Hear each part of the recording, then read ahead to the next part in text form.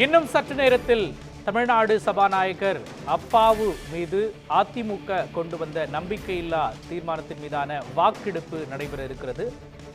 சட்டப்பேரவையில் இதற்கான வாக்கெடுப்பு நடைபெற இருக்கின்றது.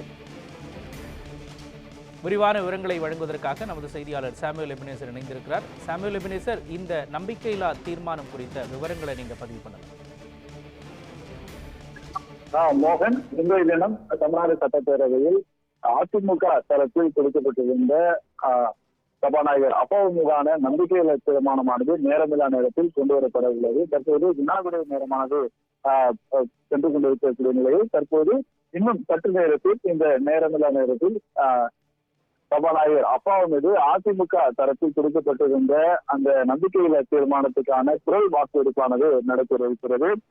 இந்த குரல் வாக்கெடுப்பில் குறிப்பாக பார்த்தோம்னால் திமுக சட்டமன்ற உறுப்பினர்கள் 134 உறுப்பினர்கள் உதயசூரியன் சின்னத்தில் வெற்றி பெற்றவர்களும், அதே போல காங்கிரஸ் சட்டமன்ற உறுப்பினர்கள் 17 பேர் இருக்கின்றனர். அதே போல விசிக சட்டமன்ற உறுப்பினர்கள் 4 பேரும், அதே போல கம்யூனிஸ்ட், இந்திய கம்யூனிஸ்ட் மற்றும் மார்க்சிஸ்ட் கம்யூனிஸ்ட் சார்பாக தலா 2 பேரும், மொத்தம் 159 சட்டமன்ற உறுப்பினர்கள் தற்போது திமுக தரப்புக்கு ஆதரவு தர இருக்கின்றனர். இதைத் தொடர்ந்து அதிமுக தரப்பில் 66 சட்டமன்ற உறுப்பினர்கள், அதாவது ஓபிஎஸ் உட்பட ஓபிஎஸ் ஆதரவாளர்கள் 4 பேர் மற்றும் அதே போல பாமக சட்டமன்ற உறுப்பினர்கள் 5 பேர், அதே போல பாஜக சட்டமன்ற உறுப்பினர்கள் 4 பேர் என மொத்தம் 75 நபர்கள் தற்போது அதிமுகவுக்கு ஆதரவாக தற்போது உள்ளார்கள் என எதிர்பார்க்கப்படுகிறது. இந்த நிலையில தற்போது அதிமுக சட்டமன்ற உறுப்பினர்கள் தற்போது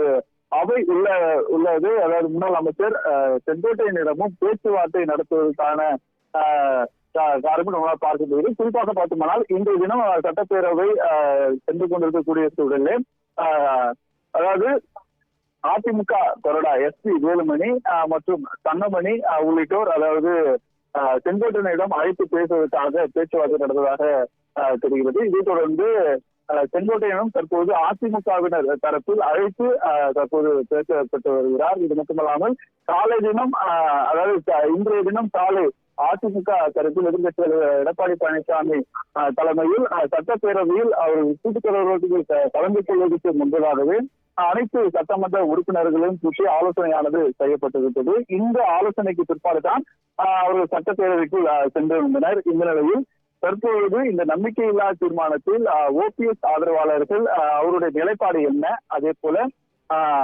செங்கோட்டையன் அவருடைய நிலைப்பாடு என்ன என்பதை நாம் பொறுத்திருந்துதான் பார்க்க வேண்டியது அவசியமா இருக்கிறது என்பது குறிப்பிடத்தக்கது. மோகன், விவரங்களை வழங்கியதற்கு நன்றி சாமுவேல் எபினேசர்.